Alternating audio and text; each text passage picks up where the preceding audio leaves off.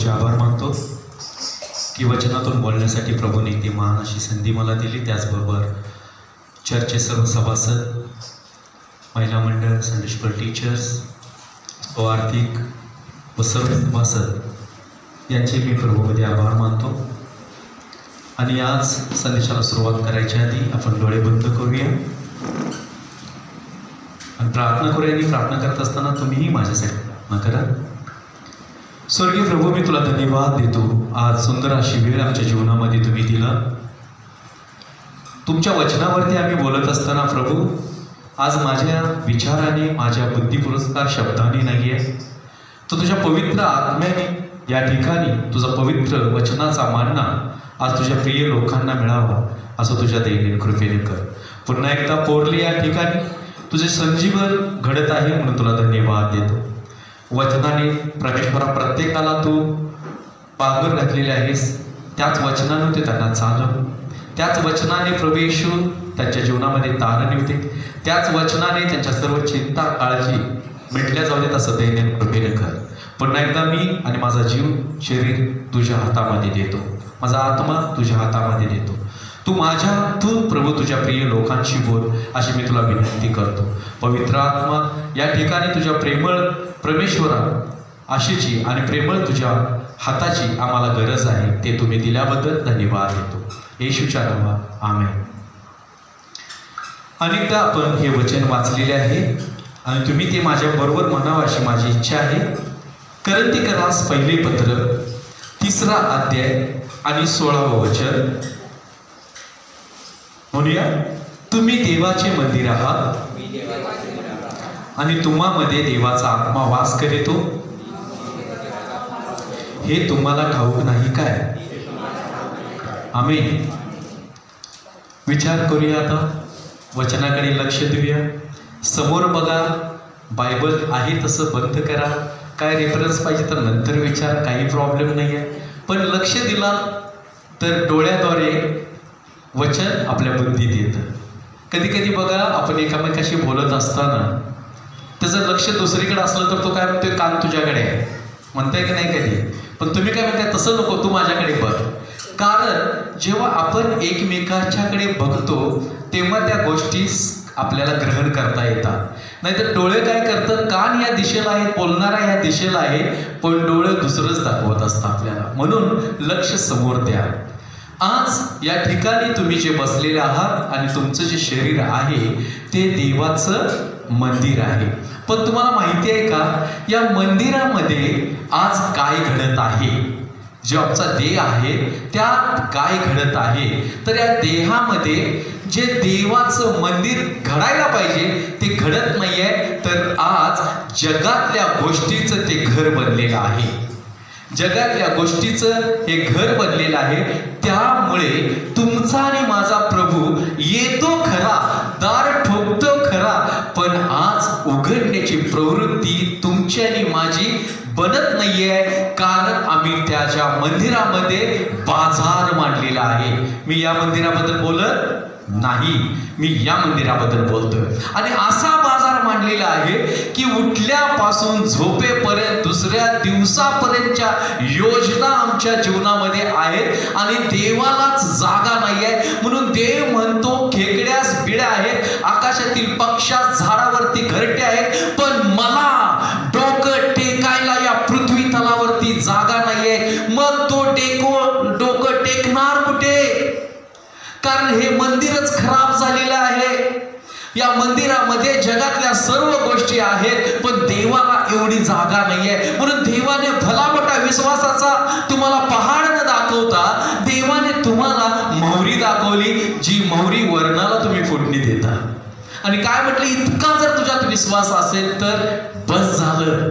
आज या मंदिरामध्ये जगातल्या सर्व गोष्टी आहेत, म्हणून या शरीरामध्ये जगातल्या सर्व गोष्टी आम्ही घेतो, पण देवालाच आम्ही आत घेत नाही।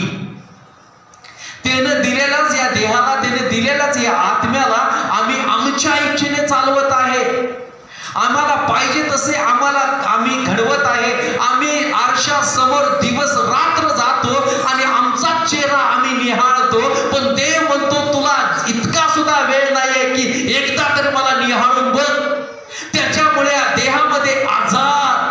संकट, दुःख, वेदना, त्रास, काळजी, चिंता आणि त्याचबरोबर मरण येत आहे. या देहामध्ये चांगलं काय बसतच नाहीये. या देहामध्ये आम्ही चांगलं काय वसवतच नाहीये. आणि चांगलं बसवण्याचा प्रयत्न केला तर आम्ही म्हणतो माझ्यात काय घडतच नाहीये. खा तू हो चांगला, लाव हळद हो गोरा म्हणण्यासाठी सोपं आहे. एक उदाहरण देतो. मी लहानपणापासून एक ॲडव्हर्टाईज बघतो फेअर अँड लव्हलीची, आणि एक ही काळी बाई गोरी अजून सुद्धा झालेली नाहीये. खरंय का? अरे होय तर म्हणा. तसं आमचं झालेलं आहे. लहानपणापासून पवित्र शास्त्र आमच्या घरात आहे. लहानपणापासून त्या शास्त्राचा अभ्यास आमचे वडील, आई, आजोबा सगळे देत आहेत. लहानपणापासून मी प्रार्थना करत आहे, तरी पण आमच्या जीवनामध्ये आज देखील सुख नाहीये, आज देखील शांती नाहीये, आज देखील पाहिजे तशी उन्नती आमच्या जीवनामध्ये होतच नाहीये. कारण काय असेल? कारण आज आमच्या देहामध्ये येशूच नाहीये. म्हणून जिथे येशू आहे तिथे भरभराट आहे, जिथे येशू आहे तिथे शांती आहे, जिथे येशू आहे तिथे आजार नाहीये. म्हणून येशूला पहिलं देहात घ्या, कारण तो तुमच्या सिंहासनावर बसून राज्य करणार आहे. आज तुमच्या पोरल्या गावाचा नगरसेवक कोण आहे मला माहित नाहीये, पण काय तर लागलं तर तुम्ही त्या नगरसेवकाकडे जाताय.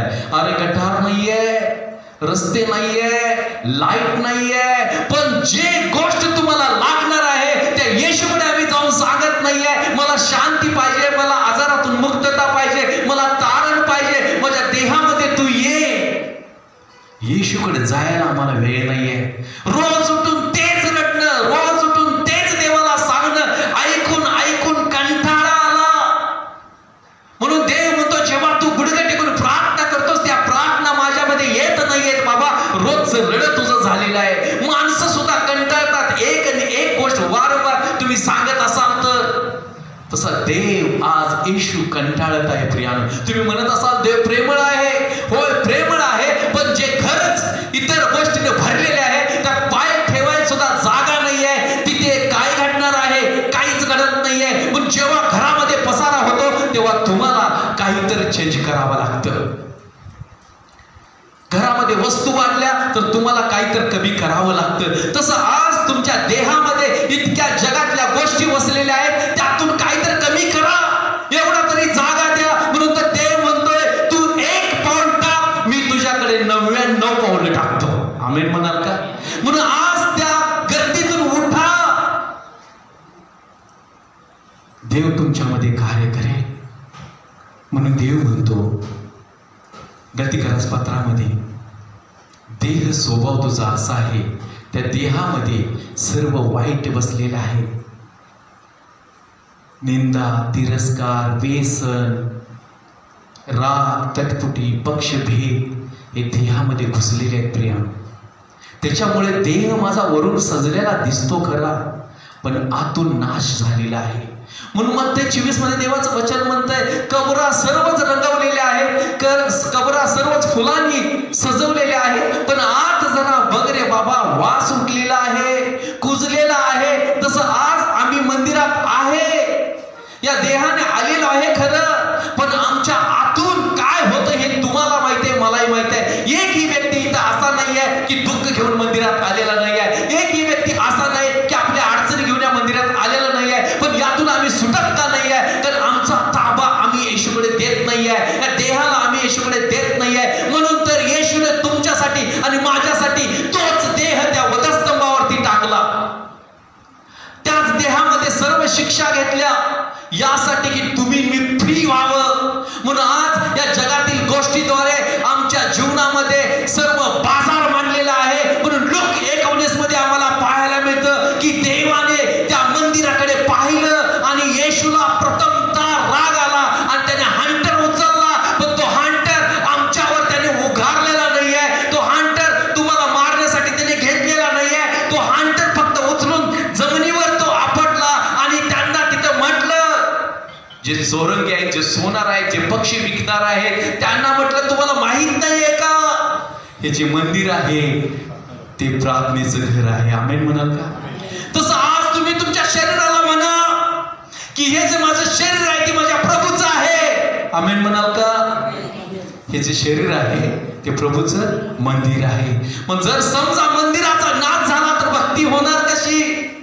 हे मंदिरच नष्ट झालं तर तुम्ही एकत्र येणार कसं? जसं मंदिर स्थिर आहे म्हणून तुम्ही बसता, तसं आमचं शरीर एकत्र होणं गरजेचं आहे. त्याशिवाय येशू ह्याच्यामध्ये बसत नाहीये. म्हणून तिथे सर्वांनी ती गोष्ट ऐकली. येशूने तिथले सर्व चौरंग उधळून टाकले, लोकांना त्याची कल्पना दिली. त्याच प्रकारे वधस्तंभावरती येशू गेला की तुमच्यानी माझ्या शरीराला कळावं की मी कोणाचा आहे. म्हणून आज तुम्ही विचार करा, आम्ही स्वतःचा आहे असं म्हणतो, चुकीचं आहे. भांडण लागलं की आम्ही काय म्हणतो? मी माझ्या मनाचा राजा आहे. खरं आहे का? अरे होय किंवा नाही? मी तर म्हणत होतो बाबा पूर्वी असं, तो काय मला शांतपणा सांगणार, मी माझ्या मनाचा राजा आहे. पण आज मला कळतं मी तेव्हा चुकलो होतो, कारण मी माझा राजा नाही आहे, माझा राजा माझा प्रभू येशू आहे. तसं आमच्या प्रभूला आज आमच्या जीवनामध्ये घेऊन राजा मानणं गरजेचं आहे. कारण आम्हाला पाहायला मिळतं रोमकरास पत्रामध्ये देवाचं वचन सांगतं की माझ्या देहामध्ये तर मला एक वेगळीच गोष्ट पाहायला मिळते.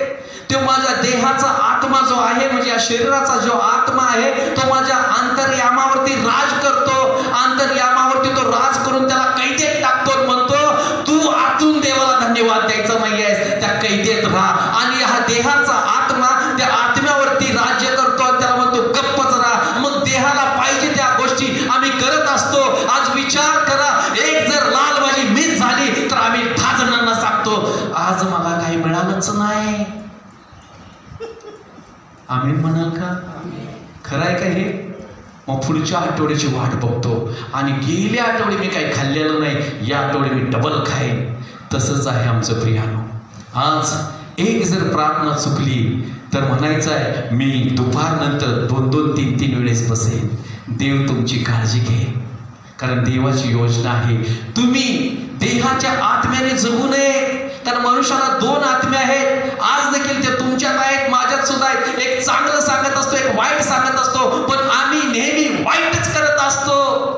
म्हणून देवाचं वचन सांगतं याकोब 4 मध्ये, अरे मनुष्य केवळ वाप आहे, पण त्याला किती घमेंड आहे या शरीरावरती, किती तो खुराम आहे. या देहाला तो दिवस रात्र सजवतो, सोन्या दागिन्याने, नवीन नवीन कपड्याने, पायात नवीन नवीन जोडे घालतो. पण त्या देहाच्या आत डोकावून जेव्हा पाहिलं तर तो देह नापसंत केलेला आहे, धिक्कारलेला आहे. म्हणून गोरे असा, काळे असा, निळे असा, गिड्डे असा, उंच असा, ढोले असा, पातळ असा, पण प्रभूसाठी असा, प्रभूसाठी असा. कारण प्रभूला जो आवडतो त्याच्यावर देव प्रेम करतो, त्याच्यावर प्रेम करतो. लाजारकडे बघा, काय आहे त्याच्या देहामध्ये? अंगावरती फाटकी कपडे आहेत, उखंड्यात बसलेला आहे, खाणीत बसलेला आहे, पण त्याचं मन आणि तो देहा सकट तो म्हणतो मी जसा आहे तसा प्रभू मी तुझ्यावर प्रेम करतो. कुत्रे येऊन चाटतात, देव त्याला पाहतो, पण म्हणतो या जगामध्ये या देहाला तू स्थिर ठेवलेला आहे, तुझ्या अंतःकरणातून या देहाला तू धन्यवाद देऊन म्हटलेला आहेस प्रभू मी तुझ्याशी निगडीत राहील. आणि सांगू द्या स्वर्गात त्याला स्थान मिळालं. आणि जर तो तिथे दोष देत बसला असता तर, पण सांगू द्या तुम्हाला कधी कधी देहामध्ये आजार येतात, हे चांगल्यासाठी येत असतात. कारण योहानमध्ये सांगतं की आजार हा देवाच्या गौरवासाठी आहे. पण आमच्यातले आजार हे असे आहेत, एकदा लागला जमिनीत घालूपर्यंत कशाने मेला? शुगरने मेला, कशाने मेला? बीपीने मेला, कशाने मेला? हार्ट अटॅकने मेला, कशाने मेला? ॲक्सिडेंटने मेला. छापच पडली जाते आणि मग काय बघा, क्रॉस रवला जातो. सत्य गोष्ट सांगतोय मी, आणि त्याच्यावर लिहिलं जातं वचन, जगणे हे ख्रिस्त आहे, मरणे हे लाभ आहे. आणि मी तुम्हाला दोषासाठी नाही, खरंच शिकवतो. मरतो कशामध्ये? देहाच्या जीवनामध्ये जगत जगत मेलेला आहे. देवाच्या मंदिरात कधी पाऊल टाकलेलं नाही आहे, स्तुती आराधना कधी त्या तोंडातून आलेली नाही आहे, वचन कधी त्याच्या जीवनामध्ये कार्य केलेलं नाही आहे. तो जसा आला तसा जाईल असं वाटत होतं, पण जसा त्याला देवाने पाठवला त्यात आणि गंदगी भरून भरून भरून त्याने देहाला कुजवलं. पण त्याच्या वधस्तंभावरती काय लिहिलेलं आहे? त्या जगणे हे ख्रिस्ताने, मरणे हे लाभ आहे. आणि फुलं टाकणारे मनातल्या मनात म्हणत असतात, काय जगणे ख्रिस्ताने, मरणे लाभ आहे. जिवंत असताना कधी नावच घेतला नाही. बघा काय लिहिले, 4 चौघ त्याच्या मयतवर काय म्हणतात, चुकीची गोष्ट आहे. आमेन. अरे खरं आहे का नाही? मी शिकवतोय वचन, असं काय नाही. लागत असेल तर मी ते मनावर घेऊ नका, शिकवण्याचं मी काम करतोय. एखाद्या कधी असंच घडलं, एक दारुडा पोलीस ख्रिश्चन होता आणि मेला, आणि माझ्याकडे सगळे टकून बघायला लागले, आता ह्याला काय बोलायचंय, आता ह्याला काय बोलायचंय. आणि ते मला टोचू लागले, कारण तो मोठ्या परिवारातून आलाय. कोणीतरी त्याच्यामध्ये 4 शब्द बोलायचे आणि सगळेजण मला टोचायला लागले मागणं. म्हणून तू जरा बोल की, म्हणून जरा तू बोल की. आता मला सांगत होता, गप्पच राहा की बाबा. काय म्हणत होता, गप राहा. त्यांना 2-4 बाजूला हळूच म्हटलं, कुठेही काही बोलायला लावू नका. बाकीचे बोलतात, बोलू दे, मी शांत आहे, तेच बरं आहे. कारण आता मला काय सांगत होता, संधी मिळत होती त्याला चांगलं जगायची, पण व्यसन तो घेत होता. संधी होती त्याला चांगलं शरीर ठेवण्याची, पण तो वाईटच घेत होता.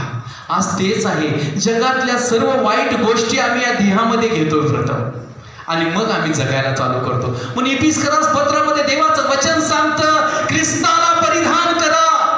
आणि तुम्हाला सांगू द्या, नवीन कपडे घालून मंदिरात येतात तेव्हा लोक तुम्हाला म्हणतात खूप छान कपडे आहेत. तसंच जेव्हा तुम्ही ख्रिस्ताला परिधान करता, लोक तुम्हाला विचारतील, अरे काय तुझा देह सजलेला आहे, काय तुझ्या चेहऱ्यावरती ही रोषणाई आहे, काय तुझ्या चेहऱ्यावरती तो आनंद आहे. आमेन म्हणाल का? म्हणून ख्रिस्ताला परिधान करा. म्हणून तो ख्रिस्त म्हणतो, अरे सुवार्तेच्या चपला पायामध्ये घाल, उरुस्तान तुझ्या छातीवरती लाव, मुकुट तू घे, हातामध्ये वचनाची तलवार तू घे. आमेन म्हणाल का? खंबीर हो, कंबर बांध विश्वासाने. आज आमच्या कमरा पट्ट्याने बांधल्या जात आहे, आज आमच्या कमरा बेल्ट लावले जात आहेत. काय होतं, कंबर दुखते, बरोबर आहे ना? आणि आमच्या गुडघ्यांना सुद्धा बेल्ट लावले जात आहे. कारण का? कारण यशामध्ये 38 मध्ये सांगतं, जिवंत मनुष्यच माझा धन्यवाद करू शकतात. आज तुम्ही ते जिवंत लोक आहात, म्हणून धन्यवाद द्या. प्रत्येक ठिकाणी त्याला धन्यवाद द्या, प्रत्येक परिस्थितीत त्याला धन्यवाद द्या. तुमचे बेट उतरले जातील. आमेन म्हणाल का? पण त्या देवाला सांगायला आम्हाला विचारलं, नुसतंच म्हणतो, डॉक्टरांचा डॉक्टर देवा तू आहेस, वैद्यांचा वैद्य तू देव आहेस. मग वैद्यांचा वैद्य, डॉक्टरचा डॉक्टर जर येशू आहे, तर गोळ्या तुम्हाला का झालाय? कारण तुमची इच्छा असते, मला कुणी तर पास्टरने प्रार्थना करावी, गोळ्या सुटाव्या. अरे त्याची गरज तुम्हाला नाही. तुम्हीच ते पास्टर आहात, तुम्हीच ते वैद्य आहात, तुम्हीच ते डॉक्टर आहात. बघून तर करून तर बघा. आमेन म्हणाल का? साक्ष देऊ का? वेळ जाईल असं म्हणशील, वचन राहील बाजूला. साक्ष देतो. काय आजार झाला मला माहित नाही, मला स्वतःला वेगळंच रोग झालं, वेगळीच बॉडी झाली. आणि डॉक्टरने म्हटले, काय तुझं निदान लागत ते बाबा. मी देवाला धन्यवाद दिला आणि म्हटलं, धन्यवाद देवा. सांगू दे, एक लई मोठा चमत्कार झाला. एक पेशंट बघायला मी गेलो, तो होता, तो पेपरावरती आकडे टाकतोय, ज्योतिषी. तो आजारी आहे, त्याला प्रॉब्लेम, कोणीतरी त्याला नाव सांगितलं, आमच्यातला एक असा स्टाफ आहे, तो लई हुशार आहे, त्याला बोलवून घ्याने विचार. मी तिथे गेलो, त्याला पाहतोय, तर तो माझं तोंड पाहून सांगू लागला, तुझी बायको आहे, तुला 2 लेकर आहे, तुझ्या घराचा दरवाजा तिकडे आहे, आणि तुझ्या गुडघ्याच्या खाली जीव नाही. खरंच होतं ते, गुडघ्याच्या खाली जीव नव्हता, आजारी होतो, अंगात ताकद नव्हती. पण तो मला बघत असताना आत्मा मला बोलला, त्याच्या शब्दाकडे लक्ष देऊ नकोस, कारण तुला याच्यात कार्य करायचं आहे. आणि तो म्हणला, 7 दिवस तू असं कर, तुझ्यासारखा गावात श्रीमंत कोण नसणार आहे, तुझ्यासारखं उन्नतीवरती कोण नसणार आहे. देवाचा आत्मा पुन्हा बोलू लागला, त्याच्या शब्दाकडे लक्ष तू देऊ नकोस. आणि मी म्हटलं, मला याची गरज नाहीये. पण त्याने मला काय वेगळं सांगितलं नव्हता. बोलायला घे, भातात टाक, त्यात दही टाक, आणि तुझ्या गडाला एक रान आहे, तो काय मला बघायला आला नाही, तर रानात नुसतं 7 दिवस तसं करून बघ, श्रीमंत होशील. गरिबीतनं गेलेला मुलगा मी, लक्षात ठेवा. मी घरातून गुडघे टेकले, प्रार्थना केली, तो 7 दिवस संपते, मी 21 दिवस देवा तुला देतो म्हटलं. आमेन म्हणाल का? आता तुम्ही म्हटलं असतात, त्याने 7 दिवस झालं, मी देवाकडे 1 दिवस मागू शकत होतो. मी 21 दिवस म्हणणार देवाला मागितलं, देवा मी 21 दिवसाचा कालावधी घेतो, 21 दिवस रोज सकाळी तुझ्या मंदिरात येतो, 21 दिवसामध्ये माझ्या जीवनामध्ये परिवर्तन तू कर, हे आजार माझ्यातून काढून टाक, कारण तूच माझा निर्माण करता, तूच माझा डॉक्टर आहेस, तू मला या गंभीर आजारातून बाहेर घे. पहिल्या दिवस मंदिरात सकाळचे गेलो, प्रार्थना केली, इफेक्ट काय नाही. दुसऱ्या दिवस, तिसऱ्या दिवस, चौथा दिवस, असे दिवस गेले, काही बदल होत नव्हता प्रियानो. पण मी माझी जिद्द सोडलेली नाही आहे. तेव्हा तो 7 दिवस म्हटलाय, मी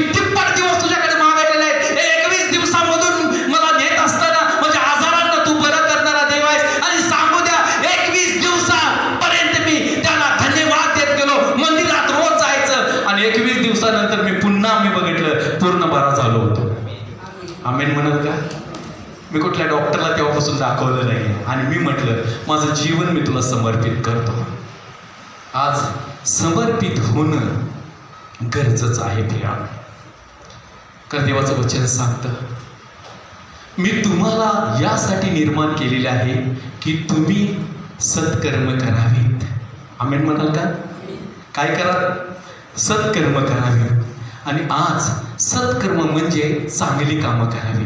आणि तुम्हाला सांगतो, एखादं जर चांगलं काम केलं, छाती आमची वरचढ होते. लोकांना मी केले असं म्हणताय, सांगू नका.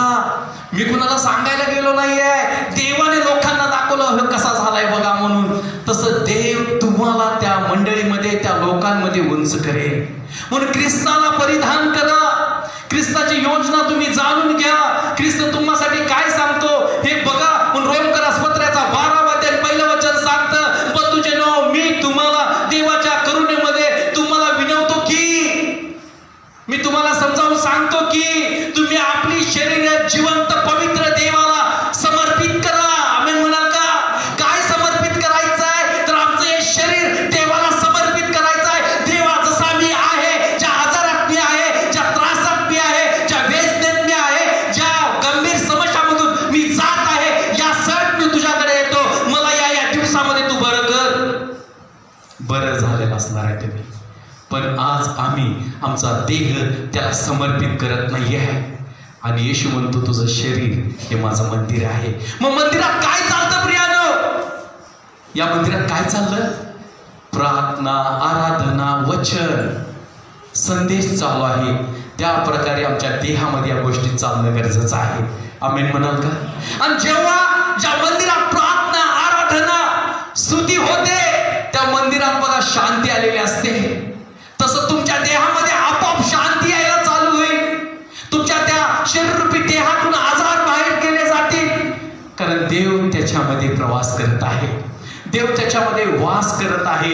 आणि जिथं देव आहे तिथं कोणत्याही प्रकारचं भय, काळजी, चिंता, निराशा नाही आहे. कारण आता तुमची कंबर त्याने सत्याने बांधलेली आहे. तुमच्या हातामध्ये त्याने एक वचनरूपी तलवार दिलेली आहे. ते यासाठी की जगातल्या सर्व समस्यांवर तुम्ही मात करावी. म्हणजे तिथे वचन बोलायला शिका. पहिले लहान लेकरांना वाचायला येत नाहीये, त्यांना आम्ही काय शिकवतो? देवप्रीती आहे. अति छोट्या छोट्या अशा शब्दामध्ये खूप सुंदर बोलत असतात, देवप्रीती आहे. तेव्हा तुम्हाला किती छान वाटतं, बरोबर आहे ना? तसं जेव्हा तुमच्या मुखातून देवाला धन्यवाद जातो, तेव्हा देव म्हणतो, माझं लहान बाळ, किती मोठी तुम्ही असा, किती छान बोलत आहे. आणि जेव्हा तुम्ही चांगलं बोलता, देव तुमच्या मुखामध्ये ते सामर्थ्य देतो. मग देव तुमचा उपयोग करायला चालू करतो. म्हणून देवाला म्हणा, देवा, मी वाप आहे, वाप. ती आत्ता दिसते, नंतर नाहीसे होते, पण मी प्रभू तुझ्यामध्ये नाहीसा होणार नाहीये. तुझ्यामध्ये मला तू उभं कर, तुझ्यामध्ये मला तयार कर. किती संकट आले तर मी आता हलणार नाहीये, कारण तू माझ्या शरीरामध्ये राज्य करणारा देव आहेस. म्हणून या शरीरूपी मंदिराला सजवायला चालू करा. नवीन कपडे घाला, धन्यवाद. चांगलं खावा, धन्यवाद. चांगलं राहा, धन्यवाद. ही जेव्हा गोष्ट तुम्ही कराल, तेव्हा तुमच्या परिवारामध्ये, तुमच्या परिवारामध्ये देवाचं कार्य झालेलं तुम्हाला दिसेल. देव तुमच्या जीवनाला बदलताना तुम्हाला दिसेल. देव तुमची काळजी घेताना तुम्हाला दिसेल. जे तुमच्या मनामध्ये इच्छा होते ते तुम्हाला आधीच मिळेल. म्हणून देवाला धन्यवाद द्या. म्हणून एक गोष्ट सांगतो तुम्हाला, उत्पत्तीमध्ये दावीद राजाकडे सगळं होतं, पण जेव्हा शरीराने त्याच्यात चूक होते, तेव्हा त्याचाच पुत्र अबशालोम त्याच्या विरोधात राज्य करण्यासाठी उभा राहतो. आणि तो काय करायचा माहितीये का? या देशाचा मी जर न्यायाधीश असतो तर, म्हणून जो न्याय मागायचा आला की त्याला पकडायचा, त्या हाताचं चुंबन घ्यायचा. आणि लोकांना लय आवडलं की तो आमच्या हाताचं चुंबन घेतो, मिठीत घेतो, म्हणून सगळे अबशालोमकडे गेले.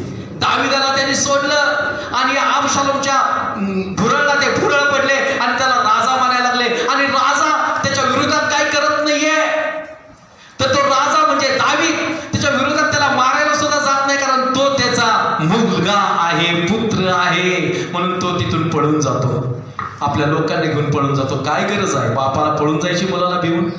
काहीच गरज नव्हती.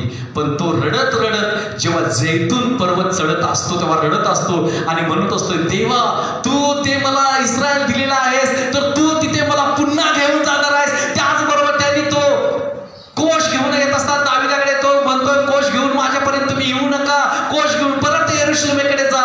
कोश म्हणजे पवित्र वचन समजा, कोश म्हणजे देवाचा आत्मा समजा, कारण तो देव मला पुन्हा घेऊन येईल या देवावरती माझा विश्वास आहे. म्हणून सांगू द्या, कदाचित जीवनामध्ये तुमच्या विरोधात तुमचे लोक उठतील, तुमच्या विरोधात समाज उठेल, पण देवाला तुम्ही सोडू नका. आणि तो रडत असतो, गाळत असताना त्याच्या साथीदार बी रडत अश्रू गाळत असतात आणि देवाला म्हणत, देवा तुला धन्यवाद देतो. विचार करा, एकदम सर्व परिस्थिती बदलली गेली तर माणसाला असह्य होत असतं, पण दाविदाचा भरोसा सुटत नाहीये.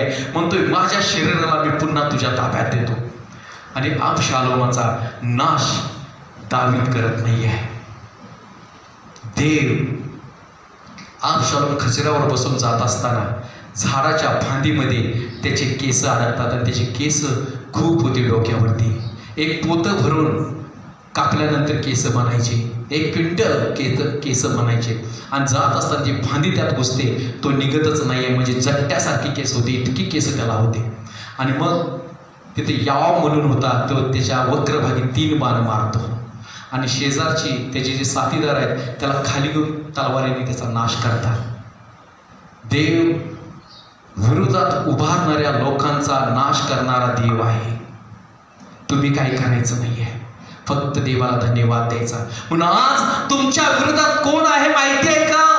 सर्वांना माहिती आहे, वाईट विचार तुमच्या विरोधात आहे, वाईट प्रेरणा करणारे लोक तुमच्या जीवनामध्ये आहेत. पण या परिस्थितीत देवाला धन्यवाद द्या. धन्यवाद दिल्यामुळे त्या लोकांचा नाश होणार आहे, त्या दुष्ट गोष्टींचा नाश होणार आहे, त्या अंधकार शक्तीचा नाश होणार आहे. म्हणून या देहाला देवाला समर्पित करा. म्हणून देवाचं वचन सांगतं की तुमचं जो देह आहे तो मलिन युक्त असावा, सुरकत युक्त असावा, कारण मी पवित्र आहे म्हणून तुम्ही पवित्र असा. म्हणून आपल्या देहाला पवित्र करणं गरजेचं आहे. म्हणून पाण्याने बाप्तिस्मा घेणं योग्य आहे, त्याचबरोबर आत्म्याने सुद्धा भरणं योग्य आहे. म्हणून जेव्हा येशू पाण्यातून बाहेर आला तेव्हाच पवित्र आत्मा उतरला. पण अनेकदा आम्ही पाण्यातून बाहेर येतो पण आत्मा का उतरत नाही? कारण कुठेतरी अजून सुद्धा पापाचे डाग आमच्या हृदयात कार्य करत आहेत, आमच्या देहामध्ये ते लागलेले आहेत. म्हणून पूर्ण समर्पण करा. रोमकरास पत्रामध्ये सांगितल्यापूर्ण आमचा देह त्याला समर्पित जोपर्यंत करत नाही आहे तोपर्यंत पवित्र आत्म्याचा अनुभव आम्हाला येत नाही आहे. म्हणून मिराकल झाल्यानंतरच पवित्र आत्मा आहे असं काही नाही आहे. तर देवाचं वचन सांगतं, जे वचनामध्ये संदेश देतात त्याच्यात मी पवित्र आत्मा आहे, जे प्रार्थना करतात त्याच्यात पवित्र आत्मा आहे, जे गीत गातात त्याच्या पवित्र आत्मा आहे, जे मंदिरात येतात त्याच्यामध्ये पवित्र आत्मा आहे. पण आम्ही आमच्या आत्म्याला दाबून ठेवत आहे, कारण आम्ही म्हणतो दुसऱ्यांनीच माझ्यासाठी करावे आणि हीच प्रेरणा आम्ही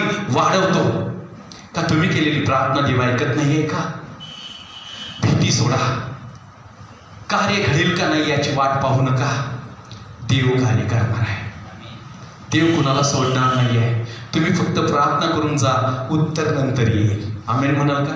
आता बंधूने साक्ष दिली, त्यांचाच बंधू आहे. आम्ही जात असताना त्यांचे पाय मी पाहिले आणि त्यांनी मला म्हटले की यांच्यासाठी प्रार्थना करू. मी जवळ गेलो, तुमच्यासाठी प्रार्थना करू का म्हटले. तेव्हा मी त्यांना म्हटलं त्यांची किडनी एकदा तपासून बघा, कारण ते खूपच असे पाय बी सुचत आहे. पण मनातल्या मनात मी देवाला धन्यवाद देता, देवा त्यांनी प्रार्थना करून घेवा न घेऊ, तू त्यांना आशीर्वाद दे म्हटलं होतं. पण तसंच सांगण्याचा अर्थ आहे, मी परीक्षा किंवा वाट पाहिलेली नाही आहे, मी देवाकडे सोपवून दिलं. तसं तुम्ही आपल्या देहाला प्रथम देवाला द्या, कारण देहामध्ये देव जेव्हा येतो तेव्हा कार्य सुरुवात होते. जेव्हा देव आमच्या जीवनामध्ये येतो तेव्हा जागा आत तयार केली जाते आणि मग तुम्हाला काय बाजूला काढायची नाहीये. एक जी जागा तुम्ही केलेली आहे त्या जागेत जेव्हा देव येतो तेव्हा देव हातामध्ये हँडल घेतो आणि तुमच्या जीवनातल्या सर्व वाईट गोष्टी बाहेर काढतो. आम्ही म्हणाल का? मग त्याच्यामध्ये व्यभिचार असू दे, राग असू दे, खोटं बोलणं असू दे, वाईट विचार असू दे, रोग असू दे, दोष असू दे, मत्सर असू दे, तटफुटी असू दे, या सर्व गोष्टी तुमच्या देहातून अंतःकरणातून माझा प्रभू येशू बाहेर काढायला तयार आहे. पण जागा तर द्या. आमेन म्हणाल का? जागा देणं गरजेचं आहे. कधी कधी रेल्वेने प्रवास केलेला आहे का? मला एक अनुभव आला. बॉम्बेला एका मीटिंगसाठी चाललो होतो मी आणि तिकीटच नव्हती म्हणून मला वाटलं जनरलमध्ये चांगलं असतं, पण खरंच सांगतो भयानक परिस्थिती असते. बाथरूमच्या दाराला टेकलोय तरी लोक चिरडायला काही कमी नाही, असं उभारतोय तरी चिरडायला काही कमी नाही. लय अनुभव बेकाराला. ह्याचा अर्थ काय, मी थोडी जागा मागितली होती पण चिरड झाली. आज आमच्या जीवनामध्ये सुद्धा अनेक जगातल्या गोष्टीने आमच्या देहामध्ये चिरड सुरू झालेली आहे. म्हणून बायबलमध्ये सांगतं एका मनुष्यामध्ये दुरात्मे किती होते आठवते का? 2000 दुरात्मे. मग त्या मनुष्यामध्ये काय चाललं असेल विचार करा.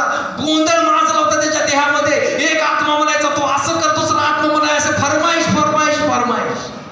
तसं आज आमच्या जीवनामध्ये बघा, हे देह घेऊन मंदिरात आलो की लगेच म्हणत असते लई टाइम झालाय, चल भूक लागल्या, चल इकडे काम आहे, चल तिकडे पैसे आहेत, तिकडे चल, असं करूया तसं करूया. पण वचनाकडे लक्ष नसतं, प्रार्थनेकडे लक्ष नसतं. म्हणून देहावरती ताबा घ्या, देहाला तुमच्या ताब्यात ठेवा. म्हणून पाव काय म्हणतो माहिती आहे का, मी माझ्या देहाला माझ्या हाताने वरबडतोय आणि माझ्या ताब्यात ठेवतोय. तोच योग म्हणतोय माझी त्वचा जर छिन्न भिन्न झाली तरी मी आत्म्याने देवाला पाहिजे. आज तीच गोष्ट तुमच्या जीवनामध्ये देहाला सजवून म्हणा, तेव्हा या देहानुसार मी तुझ्याकडे येतो, एक रूप तुझ्या बरोबर होतो. या देहाचा तू ताबा घे, या देहामध्ये तू आत ये आणि तुझं कार्य कर. जसं तुला पाहिजे तसं तुम्हाला चालव. मृत शरीराने देवाची गोष्ट ऐकली. बघा मी काय सांगतो, लाजारला त्या कबरच्या बाहेरून देवाने काय म्हटलं बघा, लाजार बाहेर ये. आणि लाजाराचा देह बाहेर आला. का आत्मा बाहेर आला? तसं आज तुमचा आणि माझा देह बाहेर येण्याची गरज आहे. वाईट गोष्टीतून बाहेर येण्याची गरज आहे, वाईट संगतीतून बाहेर येण्याची गरज आहे, वाईट परिस्थितीतून बाहेर येण्याची गरज आहे, आजारातून बाहेर येण्याची गरज आहे. करणी धरणी सर्व बंद तुटली जातील जेव्हा तुम्ही या शरीराने देवाचं गौरव कराल तेव्हा. म्हणून देवाचं वचन सांगतं तुम्ही माझं, तुमचं जे शरीर आहे ते माझं मंदिर आहे आणि त्या मंदिरात मी वास करणार आहे. म्हणून या देहाने माझं गौरव तुम्ही करा. कशाने? आत्मेने नाही म्हटलं तिथे, देहाने माझं तुम्ही गौरव करा. मग कसं करणार? मंदिरात या, उभं राहा आणि देवाला गौरव द्या, धन्यवाद त्याला तुम्ही द्या. तुमच्या शरीराचा ताबा तू घे. म्हणजे शरीर थकणार आहे, या बेडवरती झोपणार आहे, त्याआधी सावध व्हा. जोपर्यंत चालता येतं तोपर्यंत देवाला धन्यवाद द्या, जोपर्यंत बोलता येतं तोपर्यंत त्याची उपकार स्तुती करा. जोपर्यंत तुमच्या शरीरात तो प्राण आहे देवाचा, तोपर्यंत कधी देवाला विसरू नका. आमेन म्हणाल का? म्हणून तुम्हाला सांगू द्या, आमच्या शरीरामध्ये देवाचं कार्य का घडत नाहीये, त्याचं कारण हेच आहे की देव आज देखील आमच्या जीवनामध्ये वाट बघत आहे आत येण्याची. म्हणून मगाशीच तुम्हाला रोमकरास पत्रामध्ये 7 अध्याय 22 वचनामध्ये सांगितलं, या देहाच्या आत्म्याला तुम्हावरती राज्य करू देऊ नका. कारण विचार करा, उठलं की आंघोळ करून आरशासमोर आम्ही उभा राहतो, काय बघतो? चेहरा बघतो, बरोबर आहे की नाही? पण आज आंघोळ करून उठल्यानंतर एकच बघा, प्रभू माझ्यासाठी काय करत आहे, प्रभू माझ्यासाठी काय करणार आहे, माझा येशू माझ्यासाठी काय करणार आहे. जेव्हा ही गोष्ट तुम्हाला समजेल तेव्हा देव म्हणेल की माझ्या मुला आता तू काळजी करू नकोस, कारण तुझ्यामध्ये आता मी कार्य करणारा देव आहे. मग काय होत आहे बघा आमच्या जीवनामध्ये, देव कार्य करायला तयार नाही.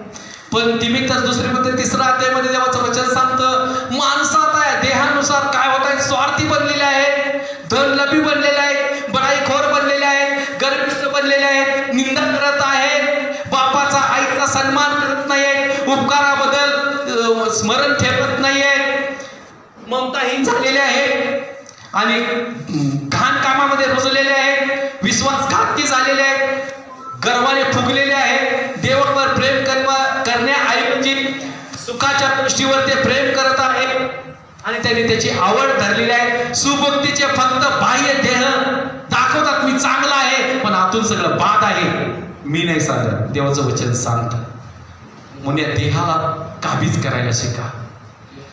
जसं प्राण्यांना तुम्ही गळ्यात दोरी बांधता तसं या देहाला देवाचं वचन बांधणं गरजेचं आहे. आमेन म्हणाल का? खरं आहे का? आमचेच ख्रिश्चन लोक बघा, पायात दोरी बांधतात, हातात दोरी बांधतात आणि पायात दोरी बांधतात आणि म्हणतात कशासाठी, काय माहिती पण नसते, लोक करतात म्हणून आम्ही करतोय, दृष्ट लागू नये. मग केस काळे असतात का जन्मल्यापासून पिवळे असतात हेच समजत नाहीये.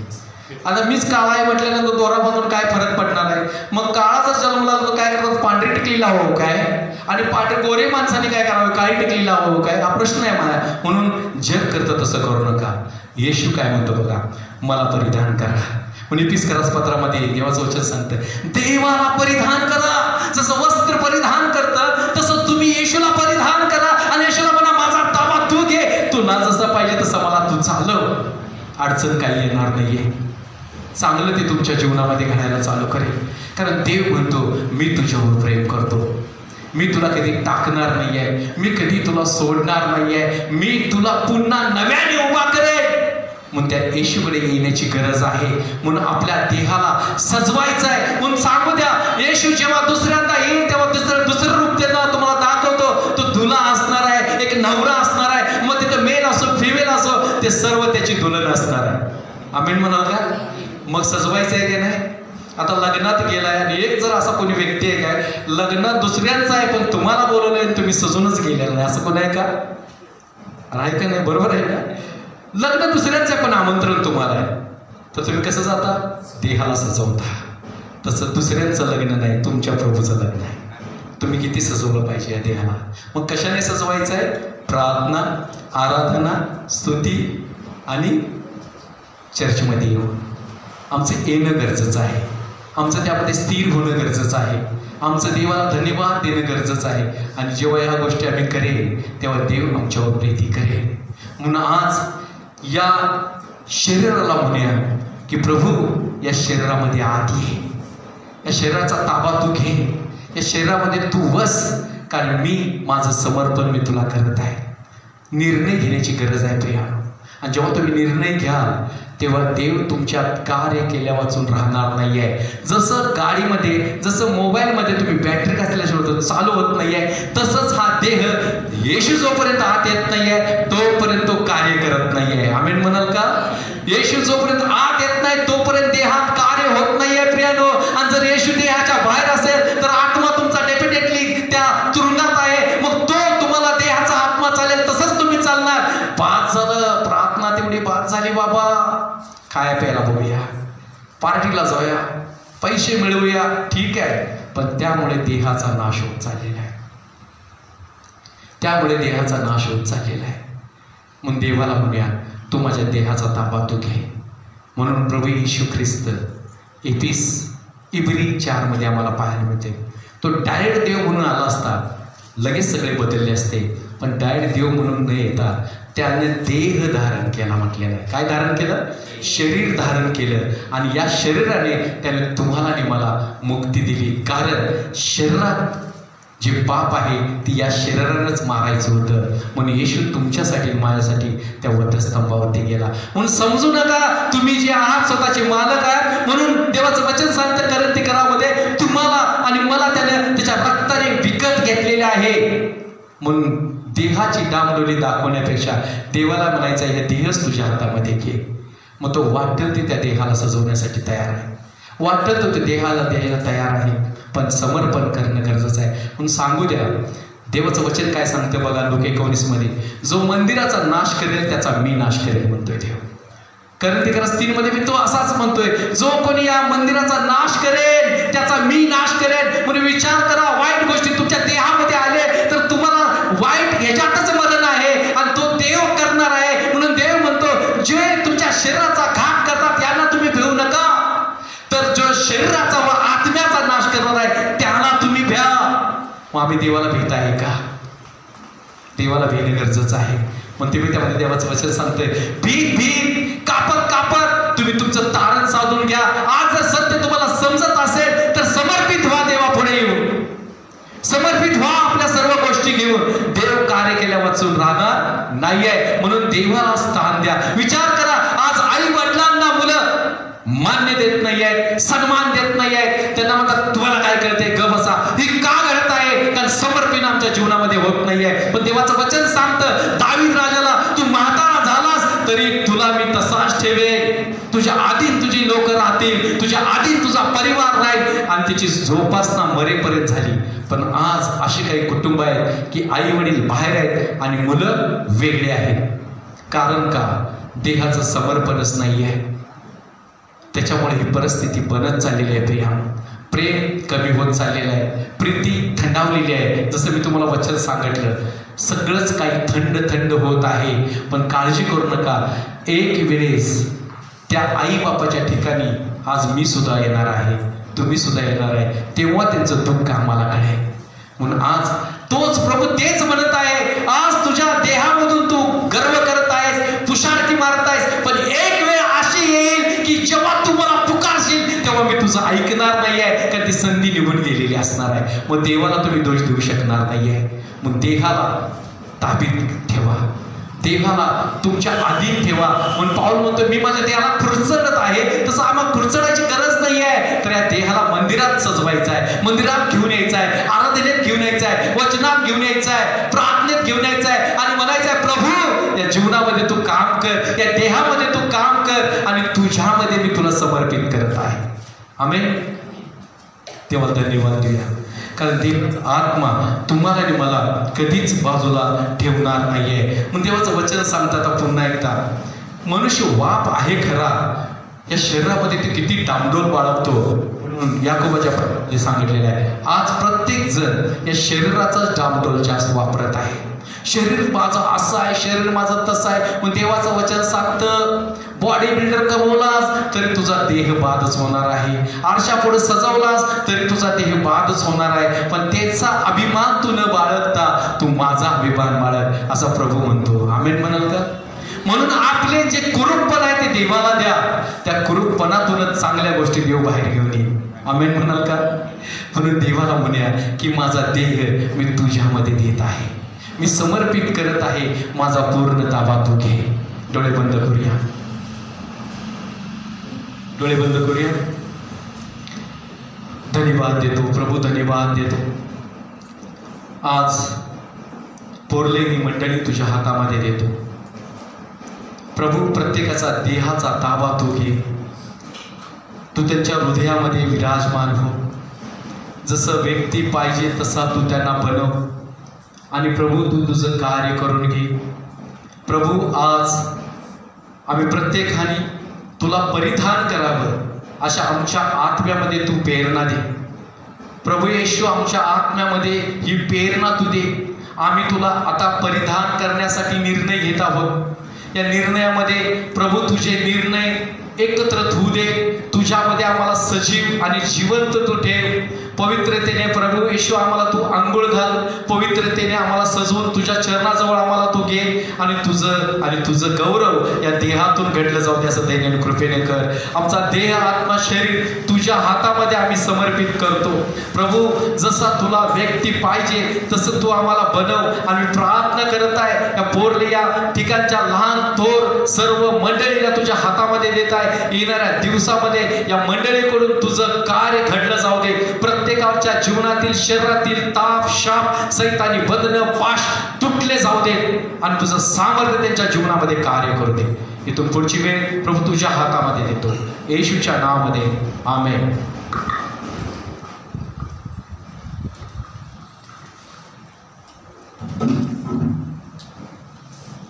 अतिशय सुंदर अशा संदेशाबद्दल त्यांचा मनापासून आभार मानतो आणि देवाच्या नावाला धन्यवाद देऊया. आपलं अर्पण परमेश्वराला द्यायचं आहे.